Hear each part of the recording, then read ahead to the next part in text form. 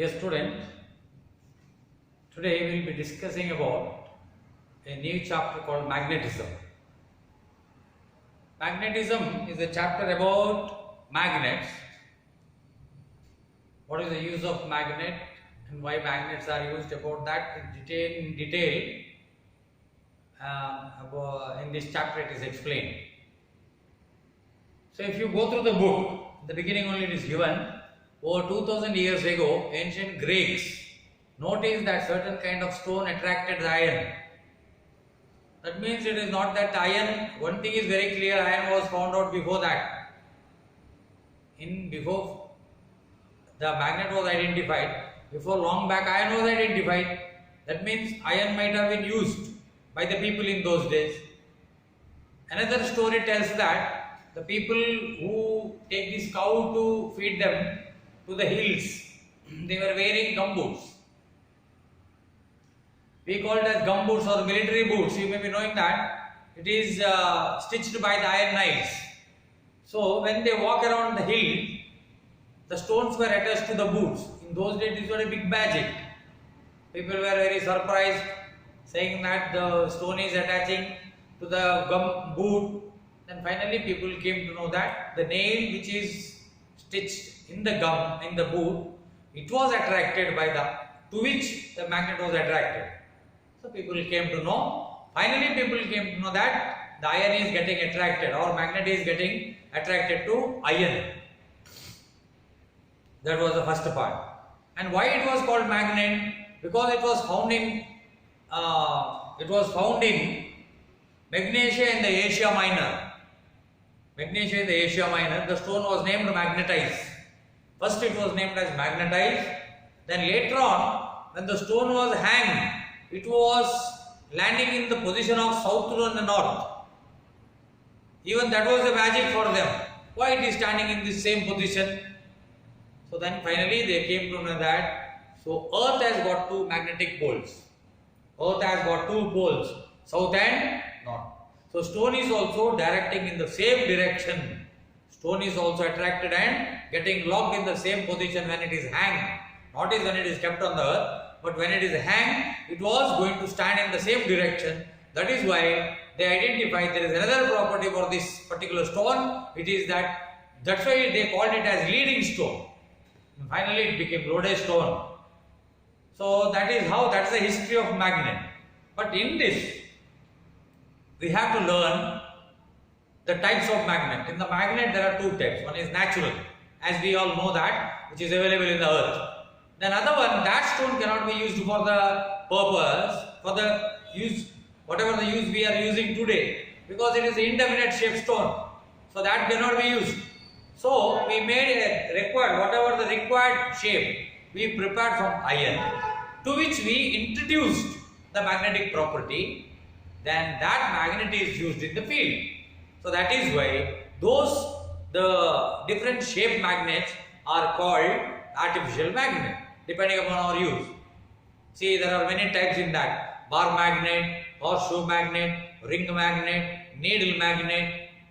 Now needle magnet, what is this needle magnet? Magnetic needle, we call it as magnetic needle. As I told you in the beginning, there was a property called, it was landing in the position of south and north when it is hanged.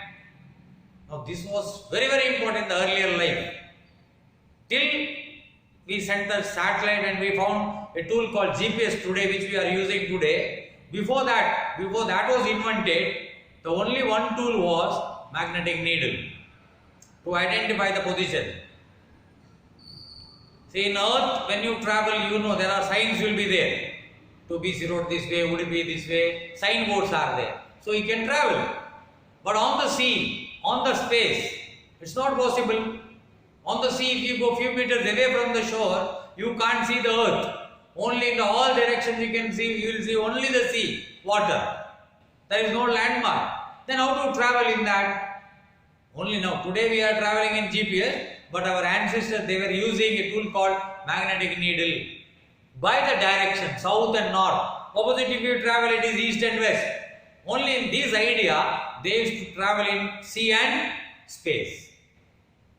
Understand? So there are different types. depending upon the use, there are different types of artificial magnets. Now, how the artificial magnets are prepared? Again, by different materials.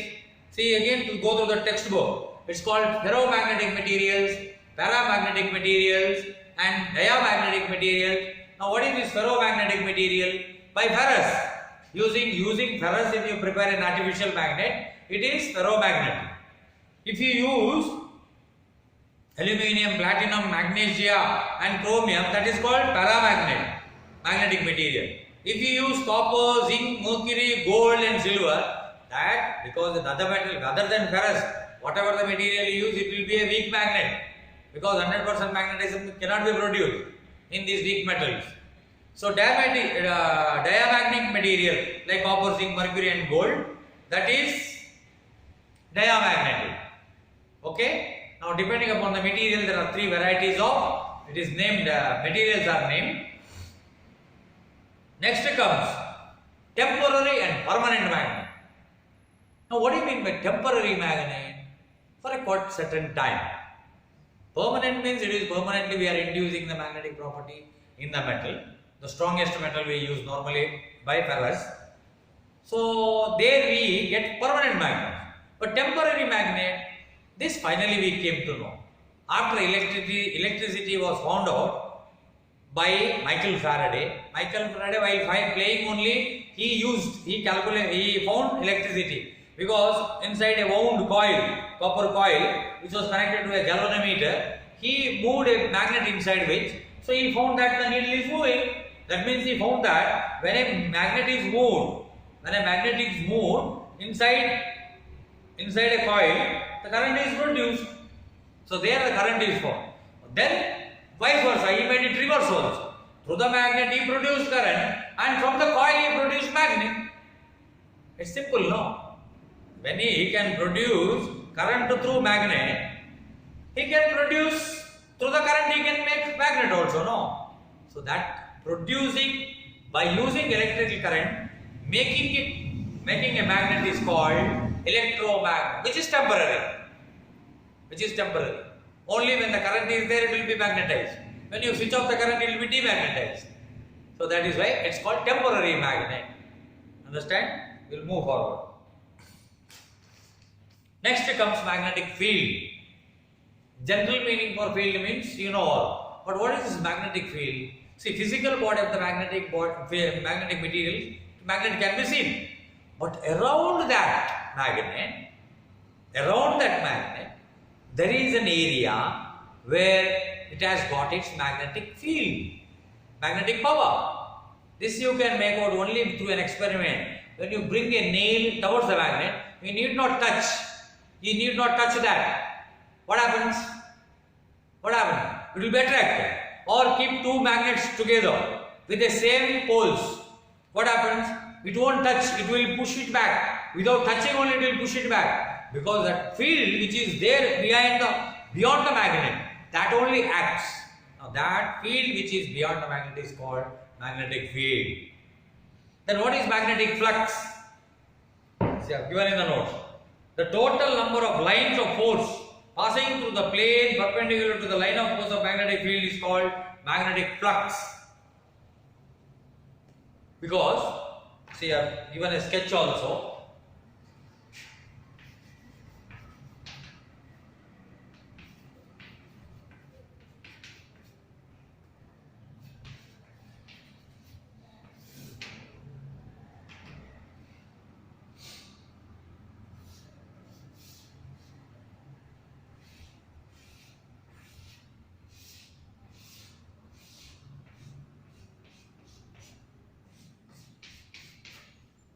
Now these line of force beyond the magnet, this is North Pole and South Pole. Now these lines are called magnetic flux. Now that was able to see, that was measured. Magnetic flux. I told you, no? The magnetic field called magnetic flux. This symbol phi. Now it is measured by a symbol called phi. Phi. And the unit is Weber. Its unit is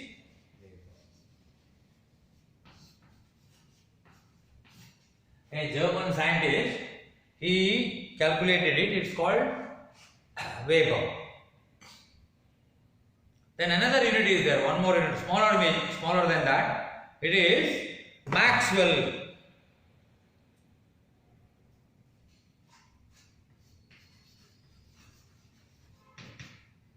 One Weber is equal to 10 to the power 8 Maxwell.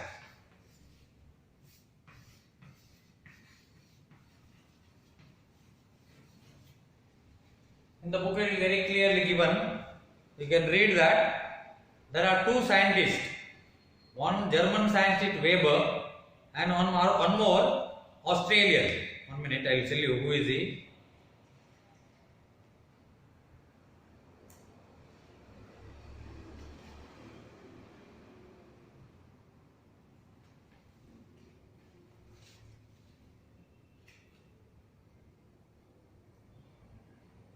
Yeah.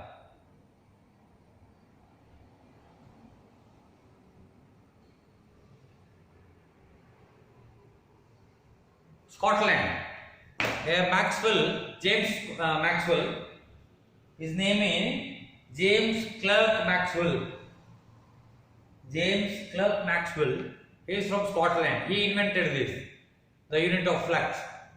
A German scientist Weber, he found out the bigger value, Weber. So that is why we can say that 1 Weber is equal to 10 to the power 8 Maxwell. That means Maxwell is smaller value. This is bigger value. So next what happens is unit of flux density. Then you go through the notes. Actually see flux density. Maxwell 1 Gus is equal to 1 flux time per square meter or 1 Maxwell per centimeter. Gus is a unit of flux density in CGS system of units. And see, I have done two sums also. You can go through that, it is very easy. Flux density. See, magnetic flux density and unit of flux density. Magnetic flux density, the number of line poles passing through the plane. Magnetic flux is different, that is Weber. Magnetic flux density is different, that is B, that is phi by area. The formula I have given, it is B is equal to phi by area. It is 10 to the power, again it is measured in Weber only. Then unit of flux density, that is again different, that is Gus. See, what is Gus? 1 kilo Gus. It is 2000 Maxwell. See, 1 Maxwell per centimeter square. 1 Maxwell per centimeter square is 1 Gus. In the sum I have given, look at the sum. Then after that comes what? One more unit comes, that is Tesla. Tesla or Weber per meter square. Tesla is an SI unit of measurement of unit of flux density B. See, 1 Tesla is equal to 10 to the power 4 Gus. It's very clearly with the help of two sums I have explained. Go through that. Then comes magnetic momentum. Magnetic momentum. The notes I have given: magnetic induction, intensity of magnetic field, intensity of magnetization, magnetic susceptibility, K. All these things are clearly in the notes I have given. Go through that. Now that much you must know in this chapter. The different units: Weber, Maxwell, then Gus, then Tesla. The four things very clearly I have given in the notes. Go through the notes and then you will understand. And one part I missed is in the beginning about the properties of magnet. See, there are different properties are there. See, what is it? A magnetic strength of the magnet is concentrated in 2 points. It is called magnetic poles.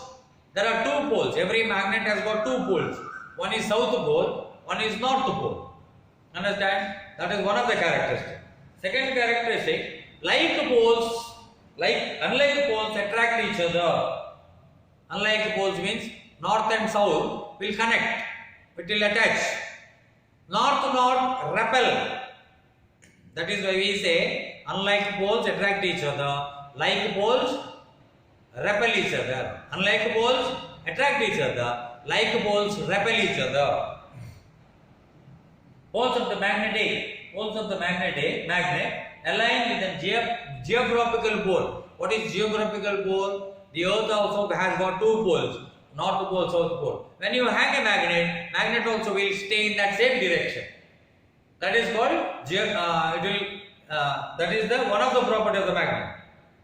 Next,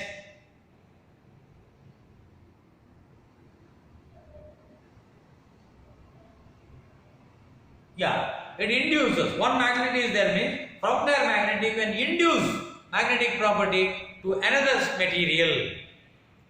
You can induce, you can transfer that property. Now this is another property of the magnet.